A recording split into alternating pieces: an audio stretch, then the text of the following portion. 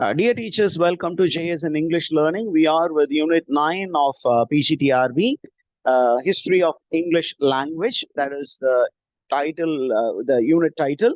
And under that, we are going to study spelling reform.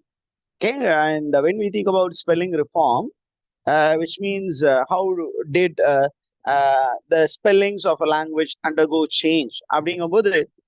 We have to think about linguists like Ferdinand de Saussure.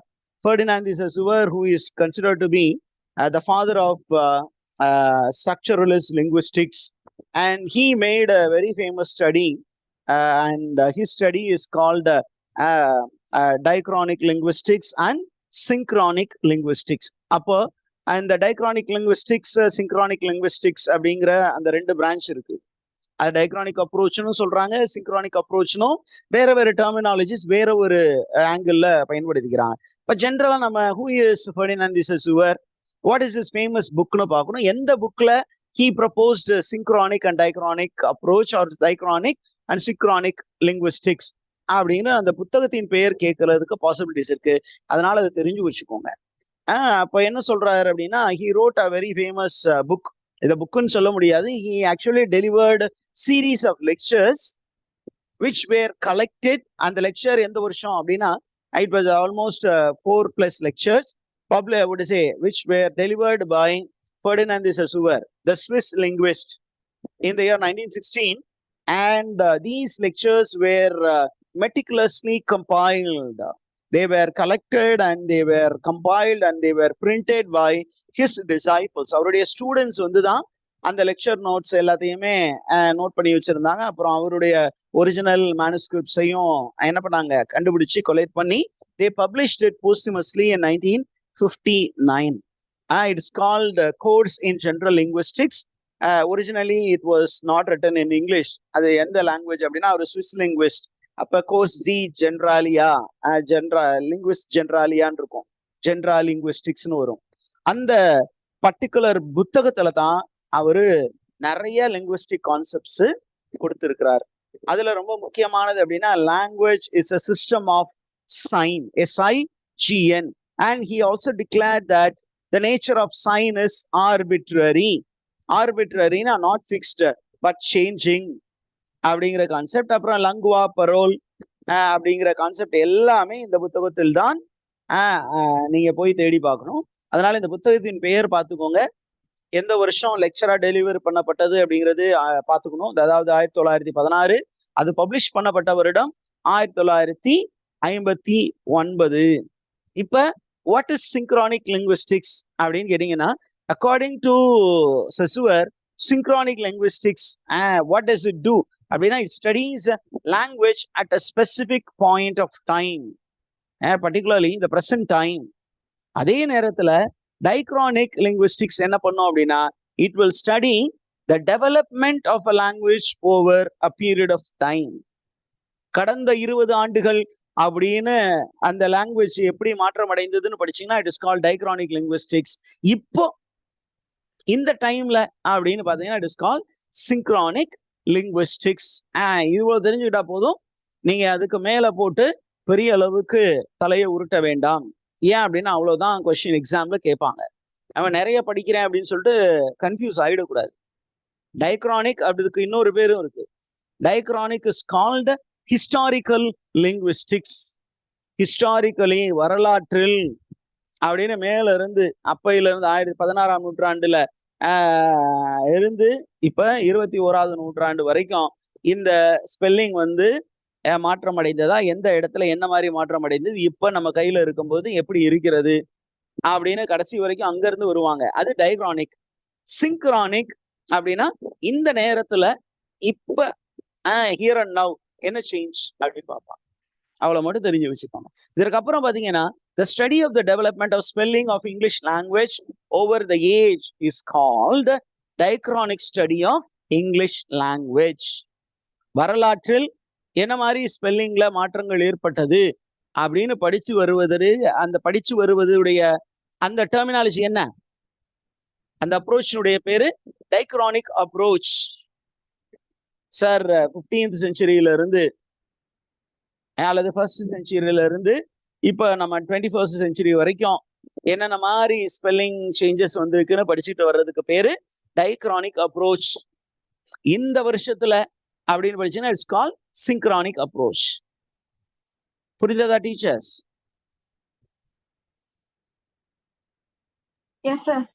சரி, இப்ப English language வந்து English spelling, இந்த English spelling எங்க இருந்து உருவானது, எந்த லாங்குவேஜ்ல இருந்து வந்துச்சு அப்படின்னு கேட்டீங்கன்னா, mostly English spelling emerged from pictograms and ideograms of ancient Egypt.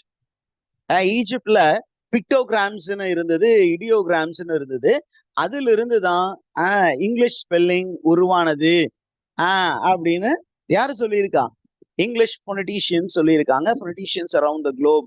How did it evolve அப்படின்னு கேட்டீங்கன்னா, by the process of phonetization or association of sounds with symbol. ஒரு சவுண்டு அதுக்கான ஒரு particular alphabet, and alphabet becomes a symbol. Okay, around 1500 BC, ideograms were modified to form the North Semitic syllabary. Semitic லாங்குவேஜ்னு சொல்லுவாங்க.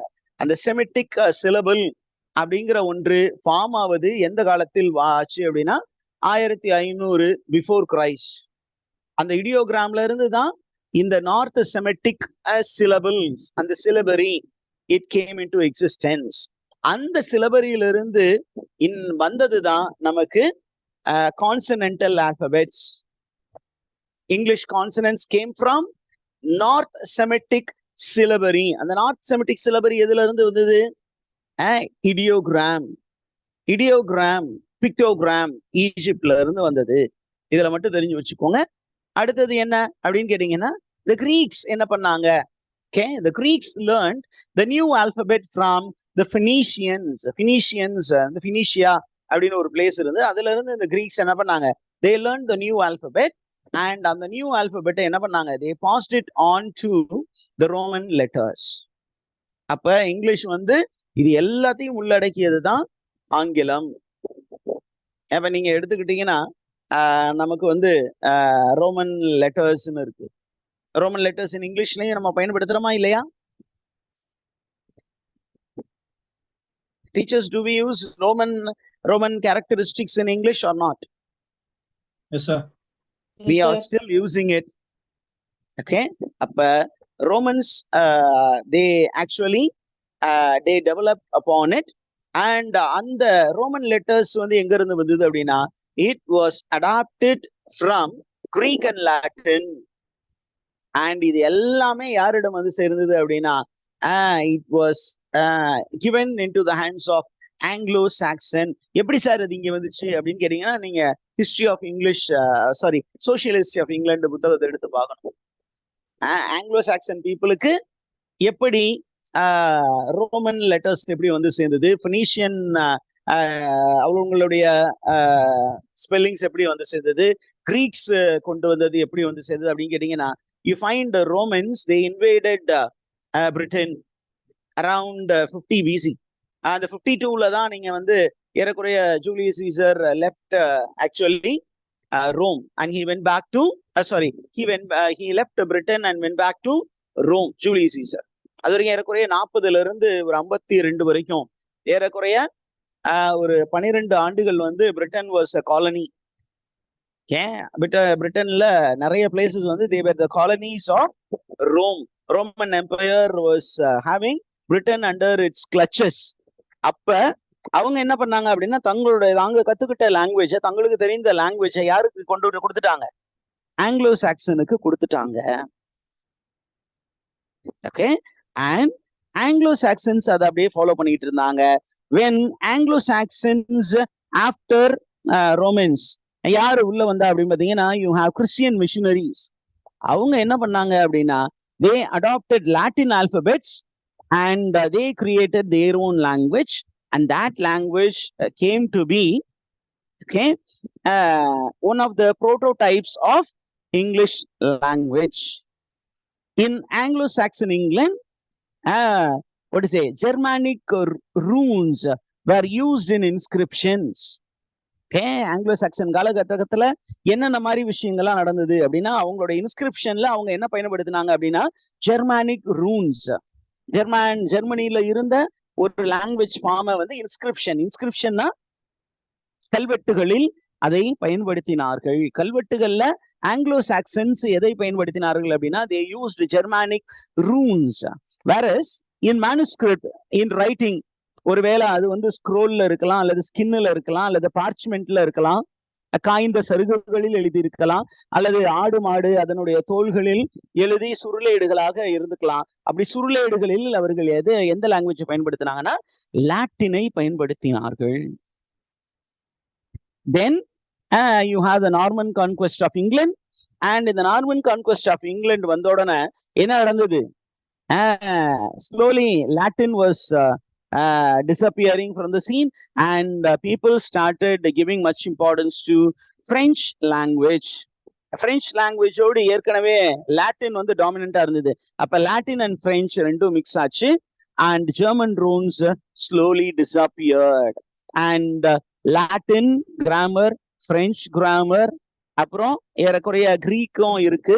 So Greek grammar இது எல்லாம் சேர்ந்து there was a new mixture, and these all the things influenced English language.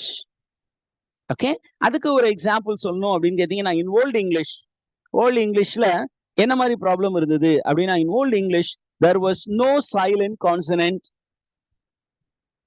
KN அப்படின்னு 2 consonant போட்டீங்கன்னு KNIGHT, அதுல எது வந்து silent consonant? The initial K is silent. அப்படிதானே? நைட் அப்படின்னு தான் சொல்லுவோம். நைட் அப்படின்னு சொல்றது இல்ல.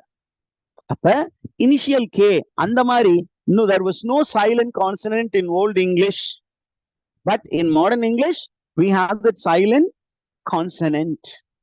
அப்ப பாருங்க, ஓல்டு இங்கிலீஷுக்கும் நியூ இங்கிலீஷுக்கும் நிறைய சேஞ்சஸ் வந்தது. ஓகே, ஸோ அந்த விஷயங்கள் நம்ம பார்க்கணும். அதற்கப்புறம் பாத்தீங்கன்னா, இந்த 16th and 17th century என்ன மாற்றம் நடந்தது அப்படின்னு கேட்டீங்கன்னா, there was lot of stabilization on English spelling. Okay, for example, the omission of final E was felt in many words. E வந்து லாஸ்டா அந்த E அப்படிங்கிற வந்ததுன்னா லாஸ்டா வரும்போது என்ன பண்ணாங்க? they did not care to write it. Then the use of J and V as consonant, the sounds சொல்றோம். The use of ya and V as consonant and I and U as vowel. Okay, they were omitted, that sound. அதை பத்தி எப்படி பார்க்கும் பொழுது, in early 17th century there was the establishment of I initially and medially. ஒரு வேர்டுடைய பிகினிங்ல I use பண்ணணும். அந்த sound, அந்த சவுண்டுக்கு இ அப்படிங்கிற சவுண்டுக்கு ஐ அப்படிங்கிற ஆல்பபெட், நடுவுல வந்து ஐன்னு வரும் பொழுது அந்த ஆல்பபெட், அதே இது புல் அப்படின்னு வரும்போது யூடி, அந்த லாஸ்ட்ல அந்த இ அப்படிங்கிற சவுண்ட் வரணும்னா அங்க ஐ அப்படிங்கிற ஆல்பபெட்டை எழுதாம எதை யூஸ் பண்ணணுமா? Y அப்படிங்கிற ஆல்பபெட்டை யூஸ் பண்ணணும். Are you there, teachers? இங்க பாருங்க, crying. அப்ப நம்ம ஆக்சுவலா எப்படி எழுதி இருக்கணும்? அந்த சவுண்டுக்கு கரெக்டான ஆல்பபெட் எழுதணும்னா CRIன்னு எழுதி இருக்கணும். But this is wrong. This is wrong. அதனால அவங்க என்ன பண்ணாங்க அப்படின்னா, இப்படி எழுதாம நம்ம என்ன பண்ணாங்க? They used the alphabet Y for the sound I. Okay, this happened. And who are the famous scholars who actually led the spelling reform? அப்படிங்கும்போது the most important person is Dr. Samuel Johnson, then Noah Webster, then you also have G.B. Shaw, and these are the scholars. The names எல்லாம் பார்த்து வச்சுக்கோங்க. Dr. Samuel Johnson, Noah Webster, George Bernard Shaw, Dean Howell, Andrew Carnegie, and Theodore Roosevelt. These are the people. Along with these people, you have a few organizations. அது என்ன? The American Philological Association, philology. What is philology? அப்படின்னு கேட்டீங்கன்னா study of the changes in words over period of time. அதை படிக்கக்கூடிய டிசிப்ளினுக்கு பேரு philology. philatelyயோட confuse பண்ணிடாதீங்க. philology, philology, philology, the study of change in the spelling of a language, that is called philology. அப்ப ரெண்டு organisation இருந்தது. These organizations were set up to watch the change in English spellings. The first one is American Philological Association. The second one is English Philological Society.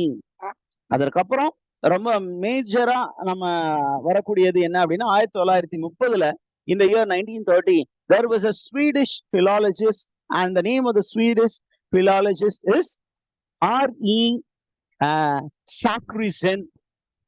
அவர் என்ன பண்ணாருன்னா he proposed a respelling English called Allegly. Respelled English, கம்ப்ளீட்டா ஸ்பெல்லிங்லாம் மாத்தி ஒரு புது language propose பண்ணாரு, and the name is Allegly, which received a lot of support. In the present context, the contact between spelling and pronunciation is very important. இந்த காலகட்டத்துல spelling and pronunciation, sometime you need to be very, very careful. Is that okay, teachers? Yes, sir. அதற்கப்புறம் ஒரு 2 quotation கொடுத்திருக்கேன், நீங்க time கிடைக்கும் போது அதை பாருங்க. இதுல நமக்கு ரொம்ப முக்கியமானது என்ன அப்படின்னா இங்கிலீஷ் வெக்காபுலரின்னு வரும் பொழுது, okay, the size of old English vocabulary எவ்வளோ அப்படின்னு நம்பர்ஸ் கேட்கலாம். It was about 30,000 only. Old English டைம்ல மொத்தமா இங்கிலீஷ்ல இருந்த வெக்காபுலரி எத்தனை? 30,000 மட்டுமே. இது புத்தகங்கள்ல இருந்து எடுக்கப்பட்டது. அண்ட் என்னாச்சு, English actually was influenced by many languages, particularly Scandinavian languages, அந்த பிரிஸ்கன் அப்படின்லாம் சொன்னோம்ல, பிரிஸ்கன், ஜெர்மானிக் அப்படிங்கிற லாங்குவேஜ். அப்ப அது மட்டும் இல்லாமல் லாட்டின், பிரெஞ்சு, கிரீக் அப்படிங்கிறது. இப்போ ஒவ்வொரு லாங்குவேஜ்லயும் எத்தனை பெர்சன்டேஜ் வேர்ட்ஸ் இங்கிலீஷ்குள்ள வந்திருக்கு, இது ரொம்ப ஓல்டு டேட்டாவா இருக்கலாம். நீங்க கூகுள்ல போட்டீங்கன்னாலும் இந்த டேட்டா தான் காட்டும். 20% of words in English come from French. இப்போ 100% ஆங்கில வார்த்தை, 100 வார்த்தைனா அதுல 29% எங்க இருந்து வருதான்? பிரெஞ்சுல இருந்து வருது. 29% from French language. Then 29% comes from Latin. Latin மொழியிலிருந்து 29% words English.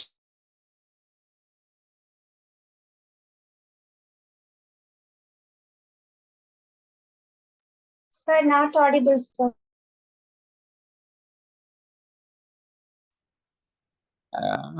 So almost 6% of words in English have come from Greek language. இது எல்லாமே நமக்கு கொடுக்கப்பட்ட டேட்டா. அப்புறம் 6% of English words from other than what the languages, and 4% of words in English are derived from proper names. அப்படிங்கிற மாதிரி நமக்கு information இருக்கு. இப்போ நமக்கு வந்து லாங்குவேஜை பத்தி ஒரு பெரிய ஸ்காலர் அப்படின்னு சொன்னீங்கன்னா இட் இஸ் ஓட்டோ ஜெஸ்பர்சன். இந்த ஓட்டோ ஜெஸ்பர்சன் என்ன அப்படிங்கிற ஒரு கொட்டேஷன் கொடுத்துருக்கேன். அப்போ அந்த கொட்டேஷனை பார்த்துட்டு நீங்க என்ன பண்ணுங்க அப்படின்னா, நீங்க அது பெரிய கொட்டேஷன் நமக்கு ரொம்ப தேவையில்லை, இருந்தாலும் நீங்க படிக்கிறதுக்கு பயன்படுமே அப்படின்னு கொடுக்குறேன். அதுக்கப்புறம் பாத்தீங்கன்னா we will get into study of the different words from different background. அதை பத்தி தான் நம்ம ஸ்டடி பண்ணணும். இப்போ has it gone beyond 30 minutes? நம்ம தொடங்கி 30 minutes ஆயிடுச்சா? Yes, sir. Is it so? 30 minutes ஆயிடுச்சா? No, starts at 3:55. இல்ல. ஓகே, அப்போ ஒன்றும் ப்ராப்ளம் இல்லை, அப்படியே கண்டினியூ பண்ணுவான். ஒரு ஹாஃப் அன் ஹவர், இன்னொரு 15 minutes கொண்டு போகலாம். Now நம்ம என்ன பண்ணுவோம் அப்படின்னா, இங்கிலீஷ்ல இருக்கக்கூடிய வேர்ட்ஸ்ல நிறைய வேர்ட்ஸ் வந்து ஒரு செல்டிக் பேக்ரவுண்ட்ல இருந்து வந்திருக்கு. செல்டிக் ட்ரைப்ஸ், செல்ஸ்ன்னு சொல்லுவோம் இல்லையா, ஆங்கிள்ஸ், செல்ஸ் அண்ட் ஜூட்ஸ்.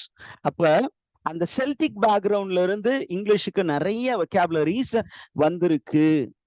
அப்ப நம்ம இதுல இருந்து நம்ம கொஸ்டின் கேட்கலாம். என்ன அப்படின்னா சர்டன் பிளேசஸ் ஆஃப் இங்கிலாந்து, அந்த இங்கிலாந்துல இருக்கக்கூடிய சர்டன் பிளேசஸ் இருக்கு இல்லையா, அதனுடைய நேம்ஸ் எந்த லாங்குவேஜ்ல இருந்து வந்தது அப்படின்னு கேட்டீங்கன்னா it has come from the Celts and their language. particularly the word London, okay, belongs to the Celtic language. அதுல நமக்கு பாத்தீங்கன்னா செல்டிக் லாங்குவேஜ்ல இருக்கக்கூடிய வேர்ட்ஸ் என்னென்ன அப்படின்னு சும்மா பார்த்து வச்சுக்கோங்க. டோவன்ஷயர், வின்செஸ்டர், சால்ஸ்பரி, எக்ஸ்டர், கிளவுசெஸ்டர், வொர்செஸ்டர், லிங்க்ஃபீல்ட் அப்படிங்கிற வார்த்தையெல்லாம் செல்டிக் பேக்ரவுண்ட்ல இருந்து வந்த வார்த்தை. அண்ட் நமக்கு லிட்ரேச்சர்ல ரொம்ப ஃபேமஸா நம்ம அதிகமா பயன்படுத்தக்கூடிய வார்த்தை என்ன? Thames river. நம்ம போயிட்ரின்னு எடுத்தோம் அப்படின்னா தேம்ஸ் ரிவரை பத்தி இருக்கும். அப்ப அந்த தேம்ஸ் ரிவர் வந்து எந்த லாங்குவேஜ்ல இருந்து வந்தது? எந்த லாங்குவேஜ்ல இருந்து வந்துச்சு? I come from Celtic. அது இல்லாம there are many rivers in England. அதுல நமக்கு அதிகமா நம்ம வேர்ட்ஸ்வர்த்தோட கனெக்டடான ரிவர் என்ன? வை. அதுக்கப்புறம் நம்ம மேத்யூவர்னோட கனெக்டடான ரிவர் டோவர். அந்த டோவர், அந்த ரிவர் வந்து போய் அந்த சீல கலக்கிற இடத்துக்கு பக்கத்துல தான் he was honeymooning. அவரு ஹனிமூன் போயிட்டு இருக்கும் போதுதான் ஹனிமூன்ல ஒரு ஹாப்பி மூட்ல இருக்க வேண்டியவரு ஒரு அப்படியே ஒரு லாமெண்டிங் மூட்ல ஒரு போயம் எழுதுறாரு. அந்த மாதிரி மனுஷங்க எங்கேயாவது இருப்பாங்களா? அப்புறம் யூ ஹாவ் ஷேக்ஸ்பியரோட கனெக்ட் ஆன ஒரு ரிவர். என்ன river? Avon. He was born, William Shakespeare was born in Stratford upon Avon, அப்படின்னா on the banks of Avon river. Okay, இந்த மாதிரி விஷயங்கள். இது இல்லாம பாத்தீங்கன்னா நிறைய இங்கிலீஷ் வேர்ட்ஸ் வந்து எங்க இருந்து வந்திருக்கு அப்படின்னு கேட்டீங்கன்னா it has come from the Celtic language. Particularly நம்ம டக்குன்னு ஞாபகம் வச்சுக்கிற வேர்டு கிரேடில், பின், டஸ்ட்பின், ஓகே, தென் கர்ஸ். இந்த மாதிரி வேர்டு எல்லாம் செல்டிக் பேக்ரவுண்ட்ல இருந்தா வந்திருக்கு. கிராஸ், ஹெர்மிட், அந்த மாதிரி இங்கிலீஷ் வேர்டு எல்லாம் செல்டிக் லாங்குவேஜ்ல இருந்து தான் இங்கிலீஷ் வந்திருக்கு. Are you there with me, teachers? இப்ப அடுத்தது போவோமா? Yes, sir. அப்புறம் English has borrowed a lot of Latin words. இத பத்தி யார் அதிகமா பேசியிருக்கா அப்படின்னு கேட்டீங்கன்னா ஏசி போக் அப்படின்னு ஒரு ஸ்காலர் வந்து சொல்லி இருக்கிறார். என்ன சொல்ற? Latin was not the language of the conquered people. It was a language of highly regarded civilians. One from which the Anglo-Saxon wanted to learn. So Anglo-Saxons were the colonized people. Colonizers உடைய language வந்து Latin. Who are the colonizers? The Romans. அவங்கள்ட்ட இருந்து நம்ம இந்த லாங்குவேஜை கத்துக்கலாம் அப்படின்னு Anglo Saxons வந்து நிறைய வார்த்தையை கத்துக்கிட்டாங்க.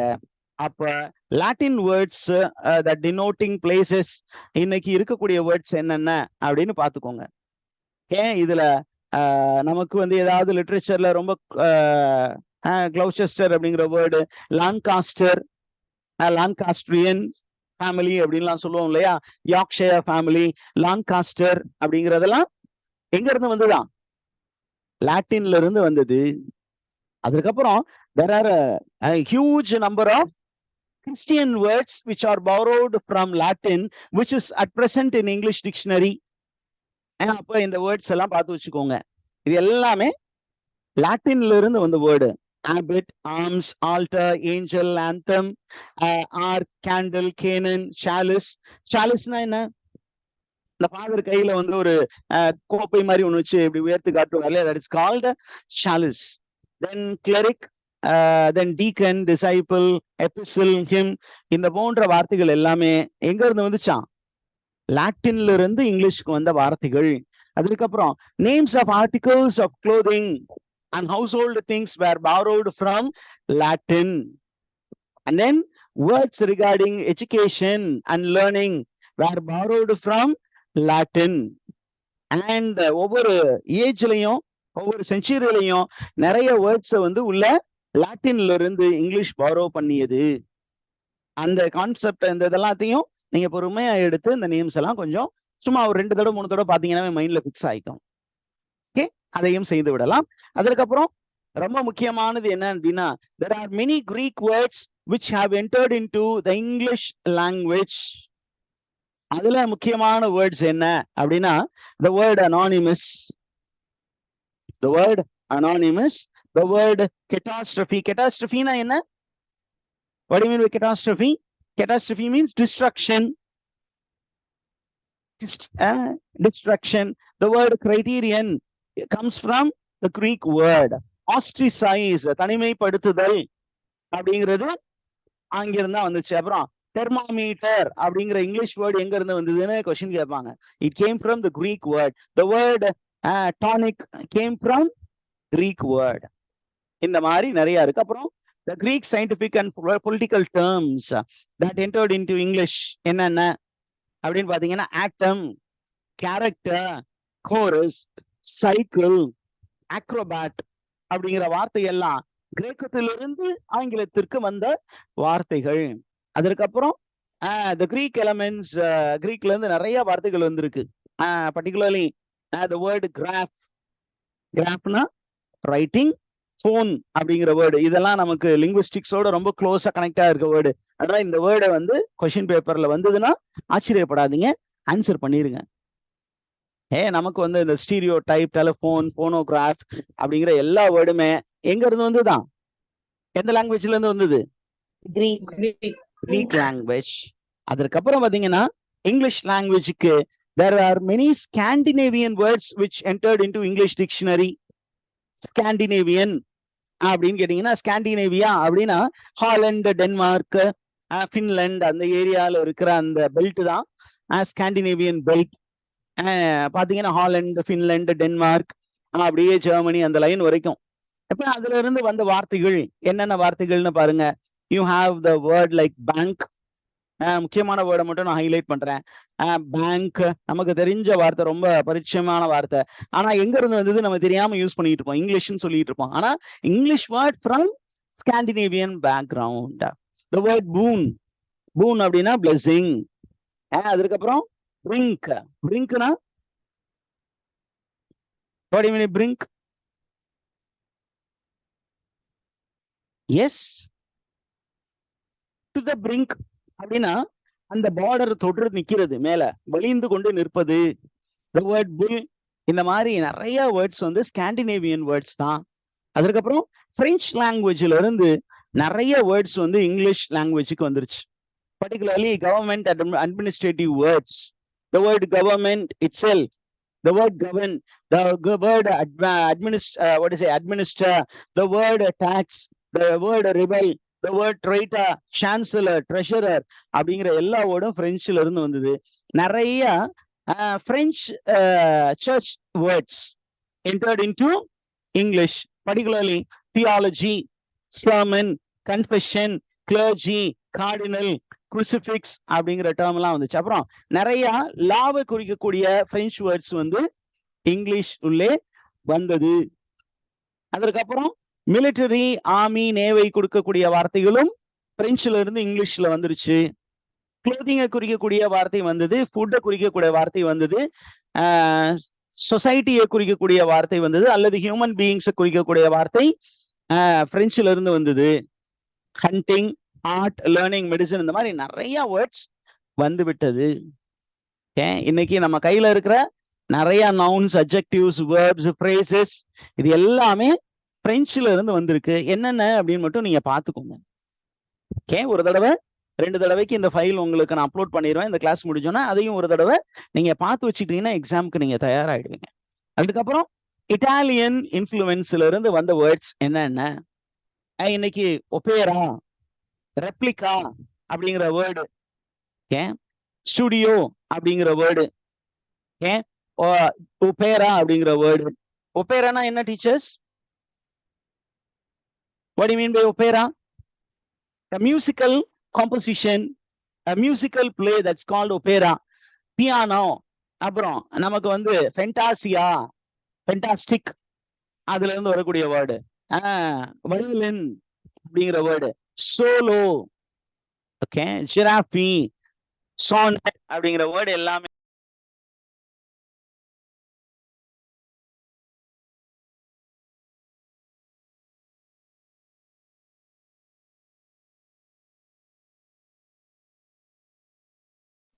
Is my voice okay.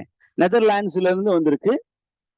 Then touch ஆரிஜின்ல இருந்து வேர்ட்ஸ் இருக்கு, போர்ச்சுகீஸ்ல இருந்து இருக்கு, even from Arabian words, from Arabia, from Russia, from சைனால என்ன வேர்டு வந்திருக்கு அப்படின்னா டீங்கிற வேர்டு வந்து இங்கிலீஷ்க்கு போயிருக்கு ரொம்ப பாப்புலரா. இதுக்கப்புறம் இந்தியன் ஆரிஜின்ல இருந்து நம்ம கொடுத்துருக்கிறது ரொம்ப கம்மி தான். நீங்க Indian words in English dictionary அப்படின்னு போட்டு ஒரு லிஸ்ட் எடுத்து வச்சீங்கன்னா இன்னைக்கு ரொம்ப பாப்புலரா இங்கிலீஷ் நியூஸ் பேப்பர்ல வரக்கூடிய வந்து யோகா, கர்மா, மந்த்ரா, ஸ்வஸ்திகா, மகாத்மா அப்படிங்கிற எல்லா வேர்டுமே இந்தியாவில இருக்கக்கூடிய லாங்குவேஜஸ்ல இருந்து போயிருக்கு. பங்களா, பங்களோ அது எல்லாமே இங்கிருந்து போனது. These are called loan words. Okay, so this is high time that we need to wind up and take some rest before getting into the next. Adhanala we will wind up this video and we'll get back for the makers of English language.